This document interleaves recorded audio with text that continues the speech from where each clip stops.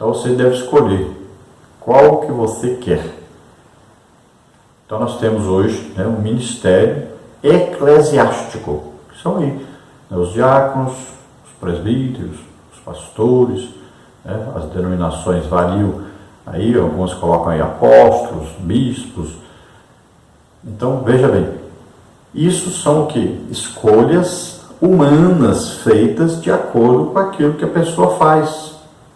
Então a pessoa é boa dizimista, a pessoa frequenta os cultos de doutrina, a pessoa prega bem, ensina bem, então elas são escolhidas.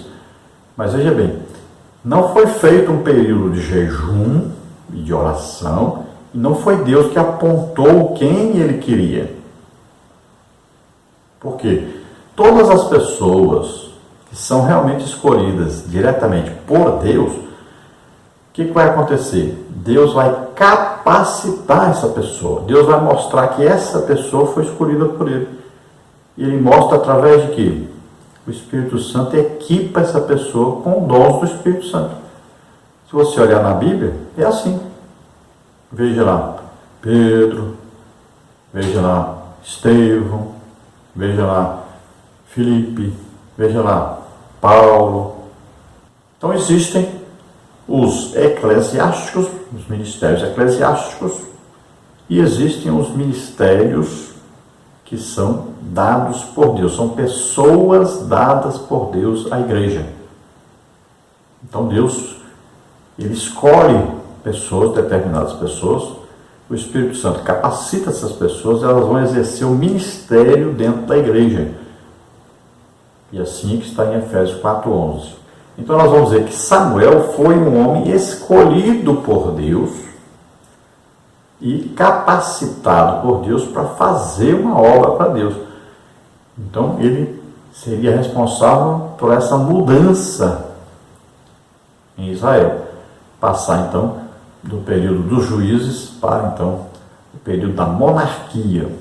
Então Samuel exerceu funções que o torna como um tipo de Cristo. Então sacerdote, profeta e juiz. Como é que nós podemos fazer com que os nossos filhos, com que os nossos alunos da Escola Bíblica Dominical, né, fazer com que eles sejam assim escolhidos por Deus, colocados como ministros por Deus mesmo na igreja? Então nós temos que fazer o quê? Orar muito, jejuar, ensinar a palavra de Deus e ser exemplo dessas pessoas em quê? Nesse jejum, nessa oração, na evangelização e principalmente na oração. Hoje nós estamos vivendo uma geração que precisa muito de referencial. Praticamente nós não temos referenciais. Nós não temos líderes que nós podemos copiar a liderança. Então, líderes que sejam realmente homens de Deus, que vivem constantemente em oração. Nós estamos falando de 3 horas, 4 horas, 5 horas, 6 horas de oração todo dia. Líderes que se debruçam sobre a palavra de Deus, para buscar a revelação de Deus, a palavra de Deus. Líderes que são pessoas íntegras, que não estão atrás de dinheiro, que não vivem por causa de dinheiro, que não estão dominadas por mamon. Então, isso que nós estamos precisando da nossa geração, referenciais. E nós não estamos encontrando esses referenciais. Mas o maior ensino, o maior exemplo são esses referenciais. Então Samuel era um tipo de pessoa assim, que as pessoas podiam imitar, né? Assim como Paulo diz, sede meus imitadores. Por quê? Porque eu sou imitador de Cristo. Vamos à leitura bíblica em classe, que está em 1º livro de Samuel, capítulo 1, versículos 20 ao versículo 28. Diz assim: sucedeu que, passado algum tempo, Ana concebeu e teve um filho, e chamou seu nome Samuel, porque dizia ela, o tenho pedido ao Senhor. E subiu aquele homem Eucana, com toda a sua casa, a sacrificar ao Senhor o sacrifício anual e a cumprir o seu voto. Porém Ana não subiu, mas disse ao seu marido: quando o menino for desmamado, então o levarei para que apareça perante o Senhor, e lá fique para sempre. E Elcana, seu marido, lhe disse: faz o que bem te parecer a teus olhos. Fica até que o desmames, tão somente confirme o Senhor a sua palavra. Assim ficou a mulher e deu leite a seu filho até que o desmamou. E havendo-o desmamado, o levou consigo com 3 bezerros e um efa de farinha e um odre de vinho, e o trouxe à casa do Senhor, a Siló, e era um menino ainda muito criança. E degolaram o bezerro, e assim trouxeram o menino a Eli. E disse ela: ah, meu senhor, viva a tua alma, meu senhor. Eu sou aquela mulher que aqui esteve contigo para orar ao Senhor. Por esse menino orava eu, e o Senhor me concedeu a minha petição que eu lhe tinha pedido. Pelo que também ao Senhor eu entreguei por todos os dias que viver, pois ao Senhor foi pedido, e ele adorou ali ao Senhor. Então vemos aqui que Ana fez o voto, mas o voto, biblicamente, precisa ser confirmado por aquela pessoa que tem autoridade sobre essa pessoa que fez voto. Se a pessoa que tem autoridade sobre a pessoa que fez o voto quiser desmanchar o voto, ela pode.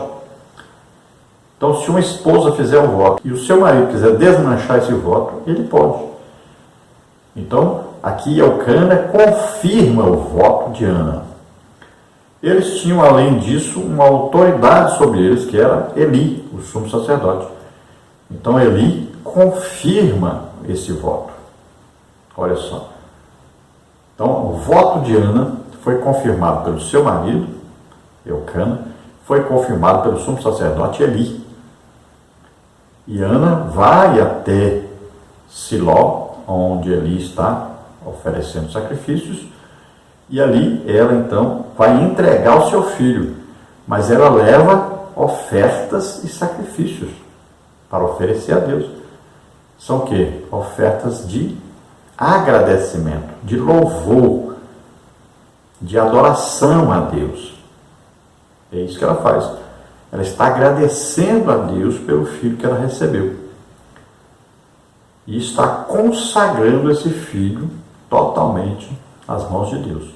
Até o dia que ele morrer. Então é para sempre que ela disse. Então o sumo sacerdote ali agora adota essa criança. Ela vai ter que ficar ali como um filho adotivo, como alguém entregue para que ele cuide, ele como representante de Deus. A idade aí dos desmame, naquela época, nós podemos colocar aí que Samuel tinha por volta de 5 anos, né? Entre 5 e 7 anos. Alguns vão colocar menos, tem gente que vai colocar até 2 anos, 3 anos, né? Mas nós cremos que naquela época era assim, de 5 a 7 anos. Nesta lição nós temos o dever de falar sobre a família de Samuel. Em que meio ele foi criado nesses primeiros anos de vida. Então nós vamos ver que é uma família totalmente desajustada, havia ali bigamia, havia ali uma briga, uma discussão devido a Penina querer sempre rebaixar Ana, né? Então havia ali sempre discussão, havia ali rancor, mágoa, existia muita coisa ruim, e como Penina era desse jeito, muito provavelmente os seus filhos, né, seguiam pelo mesmo caminho. Então Ana foi humilhada, Samuel foi humilhado, depois Ana teve outros filhos, né? Então a família ali era uma família meio difícil de se viver no meio dela. Sempre Elcana gostava, amava Ana, aí já causa também outro problema. O marido ama mais uma mulher, né, porque tinha 2, então ele amava mais uma do que a outra. Então isso já causava mais divisão. Então foi um lar muito difícil, foi uma criação difícil, mas Samuel foi levado então para Siló, e lá o sacerdote Eli, então, que foi quem ensinou Samuel a viver de acordo com a palavra de Deus, né? Embora ele tenha tido a criação lá, Ana era uma pessoa que sempre buscava a Deus, Elcana buscava a Deus. Então seus primeiros anos foram assim, ficou implantado no caráter de Samuel, buscar a Deus, acreditar em Deus, orar a Deus. E depois Eli, então, deu continuidade a isso, ensinando sobre o ministério na casa do Senhor, como cuidar das coisas do Senhor. E Samuel foi aprendendo tudo isso. Outra coisa que precisamos, então, ensinar nessa lição, que é muito importante, é que Samuel foi dado, então, devido que a uma oração persistente de Ana. Foi dado em resposta a uma fé que Ana teve, que Deus concederia a ela um filho. E nessa lição também devemos aí colocar em evidência a vida de Samuel, a dedicação de Samuel a Deus, ao serviço de Deus, à obediência a Deus. Nesta lição nós vamos ver aí os seguintes tópicos e os seguintes subtópicos. Tópico 1, o ambiente familiar de Samuel. Subtópico 1, onde Samuel nasceu? Subtópico 2, a bigamia presente. Subtópico 3, uma família piedosa. No tópico 2 nós temos Samuel, fruto de oração. Subtópico 1, a humildade de Ana. Subtópico 2, Ana e sua amargura de alma. Subtópico 3, o pedido de Ana. No tópico 3, nós temos a dedicação de Samuel. Subtópico 1, o nascimento de Samuel. Subtópico 2, o cumprimento do voto. Subtópico 3, dedicação de Samuel. A introdução diz assim: antes de aparecer no cenário de Israel, Samuel já era consagrado diretamente ao Senhor, como está em 1º livro, Samuel 1:11. Nesta lição, veremos que este homem tinha tudo a seu favor para ser o que foi. Primeiramente, ele foi fruto de oração de sua mãe. Em seguida, passou toda a sua juventude sob a mentoria do sacerdote Eli, morando no santuário central. Veremos que Samuel era constante na casa do Senhor e por isso foi grandemente abençoado. O nosso objetivo é que, a partir desta lição, você e seu lar sejam grandemente abençoados. Vale a pena criar os filhos no temor do Senhor, que eles não se afastem da casa de Deus. Então, antes de Samuel nascer, nós sabemos que sua mãe Ana pediu um filho para Deus e já o consagrou a Deus. Então, ele já era de Deus antes mesmo de nascer. Então, se nós olharmos para a vida de Samuel, nós vamos ver que a vida de Samuel foi um resultado de passos dados seguindo a Deus. Sua mãe pediu em oração, seu pai, Elcana, ia ao templo oferecer sacrifícios, o sacerdote Eli é que foi aquele que ensinou essa criança o caminho do Senhor, a servir o Senhor, a trabalhar para o Senhor.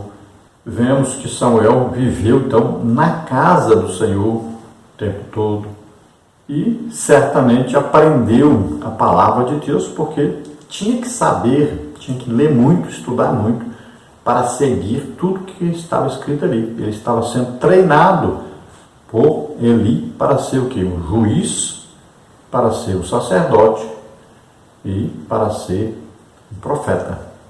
Então você pode ter um Samuel dentro da sua casa. Você deve seguir esses passos. Tópico 1, então, o ambiente familiar de Samuel. Subtópico 1, onde Samuel nasceu. Subtópico 2, a bigamia presente. Subtópico 3, uma família piedosa. Subtópico 1, onde Samuel nasceu.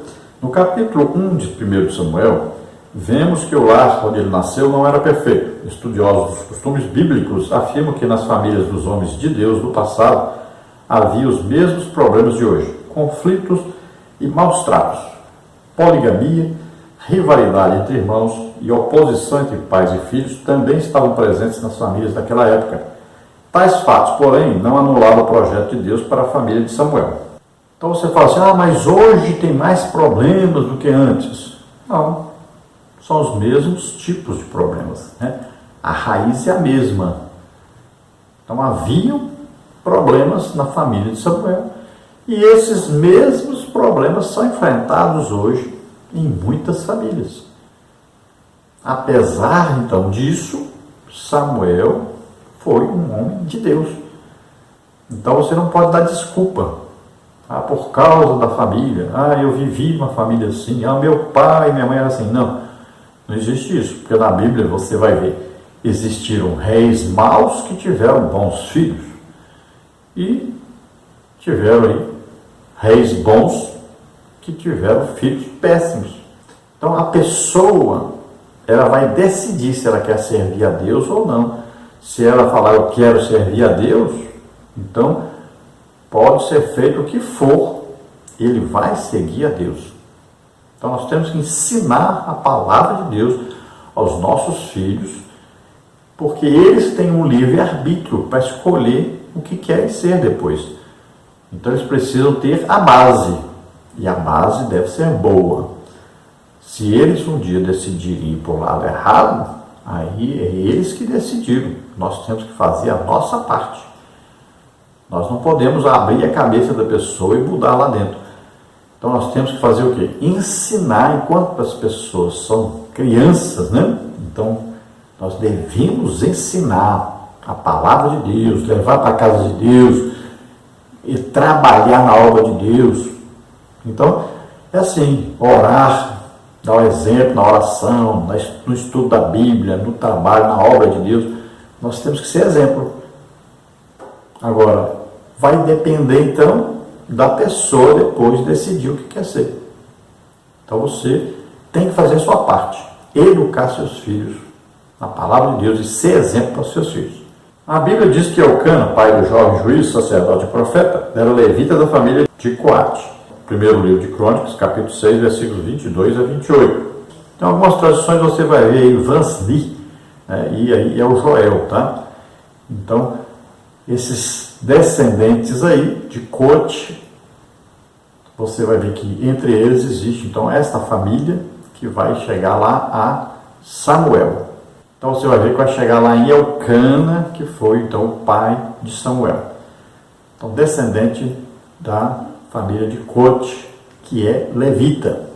Quanto ao fato de eles morarem no território de Efraim, você veja em Josué que Josué deu a ordem para os coatitas, né, irem morar, parte deles, exatamente na tribo de Efraim.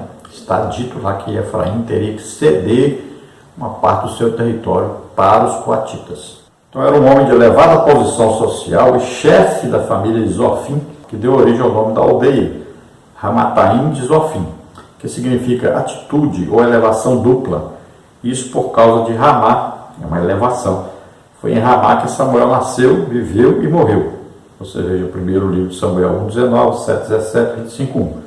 Assim como seu pai Elcana, Samuel também era levita e vivia no território da tribo de Efraim. Primeiro de Samuel 1:1. Então nós vemos essa região aí da tribo de Efraim, que existia uma elevação chamada então Ramá. Foi nesse lugar que Samuel nasceu, Elcana morava ali, e quando Samuel assume o sacerdócio depois, ele vai morar em Ramá. Ele vai a Siló, ele vai a Gilgal, né? Vai em Mispá, ele vai em vários lugares, mas ele mora em Ramá. É ali então ele nasceu, é ali também que ele morre, é ali que ele é sepultado. Então entenda que Samuel vivia no território de Efraim, porque Josué, quando separou as tribos, já disse logo para a tribo de Efraim separar um lugar, separar um território onde os levitas morariam. Então, quais levitas? Os coatitas.